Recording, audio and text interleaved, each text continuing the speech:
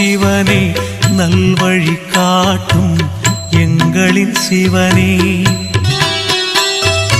ஆணவ குணத்தை அழித்திடும் சிவனே, அண்ணாமலையில் அருளும் சிவனே.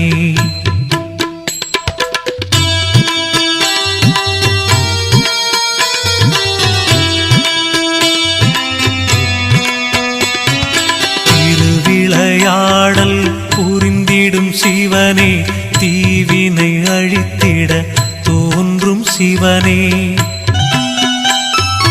அறிவின் ஒளியாய் விளங்கிடும் சிவனே, அண்ணாமலையில் அருளும் சிவனே. பிறவியின் பயனை வழங்கிடும் சிவனே,